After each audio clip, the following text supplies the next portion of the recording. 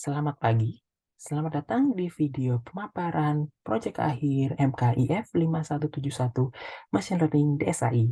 Perkenalkan, saya Arif Purnama Muharam dan rekan saya Fahmi Sajid. Pada pagi hari ini, kami akan mempresentasikan proyek kami yang berjudul Prediksi Risiko Komplikasi Kardiovaskular pada Pasien Diabetes melalui Dana Faktor Risiko menggunakan pendekatan Machine Learning. Baik, pemaparan ini kami mulai dengan latar belakang pentingnya proyek ini. Latar belakang dari pentingnya proyek ini dimulai dari diabetes mellitus. Diabetes mellitus atau DM merupakan penyakit kronis yang disebabkan oleh kadar gula darah yang tinggi di atas normal. Perlunya perhatian terhadap penyakit ini khususnya di Indonesia karena merupakan salah satu kelompok penyakit tidak menular atau PTM dengan angka penyandang tertinggi di Indonesia. Tidak hanya itu, tren penyandang DM juga terus meningkat dari tahun ke tahun.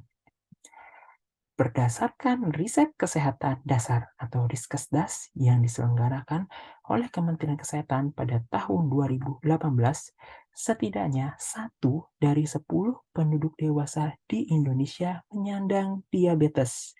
Dengan populasi di Indonesia mencapai 260 juta jiwa, maka diperkirakan setidaknya 20 juta penduduk di Indonesia penyandang diabetes. Lebih lanjutnya, 1 dari 4 penyandang tersebut terjadi pada usia muda. Terjadinya pada usia muda ini menyebabkan lebih relatif tingginya komplikasi kronik yang mungkin terjadi yang mungkin berdampak pada angka produktivitas di kemudian hari. Salah satu alasan mengapa DM perlu mendapatkan perhatian lebih adalah karena komplikasi yang ditimbulkannya, terutama komplikasi kardiovaskular. Komplikasi kardiovaskular merupakan kelompok komplikasi yang menyerang sistem jantung dan pembuluh, seperti misalkan penyakit jantung koroner dan gangguan ritme jantung atau aritmia. Berdasarkan riset terbaru, diketahui setidaknya 1 dari 5 penyandang diabetes di Indonesia mengalami komplikasi kardiovaskular. Tingginya angka tersebut menyebabkan pentingnya deteksi komplikasi sedini mungkin. Tujuannya untuk menentukan pilihan dan target pengobatan sedini mungkin, mencegah komplikasi lebih lanjut dan juga kematian, serta menurunkan biaya kesehatan yang tidak diperlukan.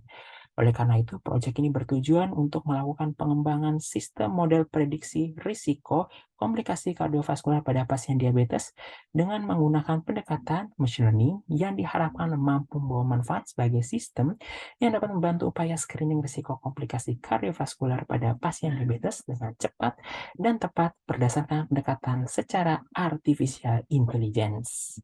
Untuk mewujudkan hal tersebut, maka diperlukan dataset. Dataset yang digunakan pada proyek ini adalah Cardiovascular Disease Dataset yang merupakan dataset yang bersumber dari Kaggle berisikan atribut-atribut data yang berhubungan dengan riwayat kejadian penyakit kardiovaskular yang diperoleh dari rekam medis pasien. Terdapat 70.000 data pada dataset yang terdata 11 atribut sebagai fitur dan 1 atribut sebagai target. Atribut-atribut tersebut terkelompok ke dalam 3 jenis kelompok, yaitu objektif, merupakan data faktual pada pasien, examination, merupakan data hasil pemeriksaan medis yang sifatnya objektif, dan subjektif, merupakan informasi yang diberikan oleh pasien bersifat subjektif. Untuk mendapatkan data yang diharapkan pada pengertian proyek ini, maka dilakukan konstruksi dataset menggunakan 2 pendekatan, yaitu Expert-Based Assumption Filtering Approach dan Expert-Based Outlier Analysis. Expert-Based Assumption Filtering Approach merupakan suatu asumsi penyaringan data dengan menggunakan inferensi dari expert untuk menentukan sampel populasi yang sesuai pada proyek ini. Dalam hal ini, pada pengerjaan proyek ini dikhususkan untuk pasien diabetes sehingga dilakukan pendekatan rule out kategori normal dengan asumsi definisi diabetes merupakan penyakit yang dicirikan dengan kadar gula darah yang tinggi. Kemudian, untuk menentukan batas rasional nilai dari hasil pemeriksaan medis untuk mengidentifikasi dan menghilangkan outlier dan data, maka dilakukan pendekatan expert-based outlier analysis untuk menghilangkan outlier dari berat badan, tinggi badan, dan juga tekanan darah. Setelah dilakukan konstruksi dataset, diperoleh 10.238 data sebagai dataset yang akan digunakan, dengan kelas IA mencapai 6.169 data, dan kelas 3 4.069 data. Pada tugas prediksi ini, maka dilakukan asumsi inferensi untuk pasien dengan riwayat penyakit kardiovaskular, dalam hal ini label IA, diinferensi sebagai risiko tinggi kardiovaskular, sedangkan untuk label 3 diinferensi sebagai risiko rendah kardiovaskular. Kemudian dilakukan feature engineering atau rekayasa fitur berupa indeks massa tubuh, kemudian penentuan fitur status indeks massa tubuh berdasarkan kriteria WHO, dan status tekanan darah berdasarkan kriteria AHA atau American Heart Association. Terakhir, dilakukan seleksi fitur menggunakan pendekatan metode korelasi analisis dan dipilih 6 atribut yang memiliki nilai korelasi terbesar sebagai berikut.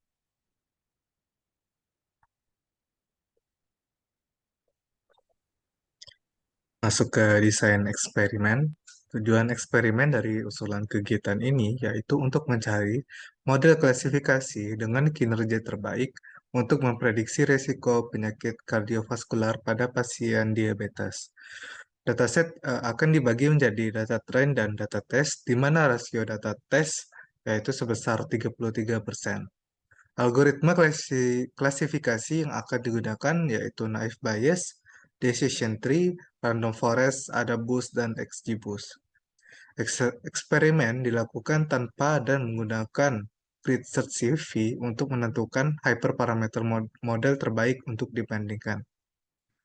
Dan validasi menggunakan skema holdout validation, sedangkan matriks pengukuran kinerja yang digunakan adalah akurasi dan F1 score. Jadi total dari eksperimen yang dilakukan yaitu sebanyak 10 eksperimen. Hasil train model dengan menggunakan default hyperparameter, naive Bayes memperoleh akurasi dan F1 score paling baik dibandingkan dengan model lainnya. Sedangkan hasil train model jika menggunakan grid search untuk mencari hyperparameter yang paling baik, AdaBoost memperoleh kinerja yang paling baik dengan nilai akurasi 68% dan F1 score sebesar 67%. Hasil evaluasi model dengan default hyperparameter XGBoost memperoleh kinerja yang paling baik dibandingkan dengan model lainnya, dengan akurasi sebesar 71% dan F1 score sebesar 69%. Dan hasil evaluasi model dengan menggunakan grid search, model ensemble AdaBoost dan XGBoost mampu memperoleh kinerja yang paling baik dengan akurasi sebesar 71% dan F1 score sebesar 69%. Masuk ke bagian analisis. Hasil eksperimen menunjukkan algoritma AdaBoost dan XGBoost memberikan kinerja terbaik dalam melakukan prediksi risiko komplikasi kardiovaskular. Analisis F1 score dengan macro average lebih dipilih karena dataset yang digunakan imbalance dengan target label kelas resiko tinggi relatif lebih banyak daripada label resiko rendah. Penggunaan metode grid search CV untuk melakukan hyperparameter tuning pada eksperimen ini tidak memberikan pengaruh yang signifikan. Walaupun algoritma ensemble, XGBoost dan AdaBoost lebih baik daripada naive Bayes, keduanya memiliki kinerja yang tidak berbeda jauh. Algoritma naive Bayes dapat memberikan kinerja hingga akurasi 69% dan macro average F1 score sebesar 68%. Perbedaan kinerja model yang disampaikan pada eksperimen ini dapat dipengaruhi sebagai akibat bias dari beberapa faktor seperti dataset yang digunakan, penanganan fitur engineering dan imbalance dataset, serta anotasi yang diterapkan dan algoritma machine learning yang digunakan. Dengan demikian, berdasarkan eksperimen yang dilakukan, model XGBoost dengan hyperparameter tuning menggunakan metode grid search CV dipilih sebagai model terbaik, sekaligus model yang akan digunakan dalam aplikasi yang akan diluncurkan. Berikut merupakan hasil deployment model menggunakan pendekatan web-based. Untuk pemaparan dan demonstrasi dapat diakses melalui link sebagai berikut. Baik, kita masuk ke simpulan.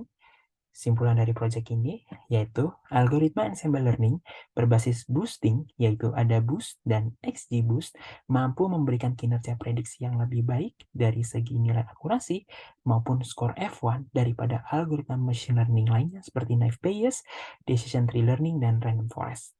Walaupun demikian, kinerja terbaik yang dapat diperoleh dengan menggunakan cardiovascular disease dataset yaitu akurasi 71% dan skor F1 69%. Hal tersebut dapat disebabkan oleh beberapa faktor seperti kualitas dataset yang tersedia dan algoritma machine learning yang digunakan. Saran untuk pengembangan selanjutnya yaitu dapat dipertimbangkan penggunaan algoritma deep learning dibandingkan dengan machine learning dan pemilihan dataset dengan kualitas dan representasi yang lebih baik. Dalam hal ini dapat digunakan dataset dengan data dari pasien Indonesia untuk mendapatkan gambaran pola dan karakteristik yang sesuai untuk digunakan pasien-pasien di Indonesia. Demikian pemaparan dari proyek akhir kami. Terima kasih.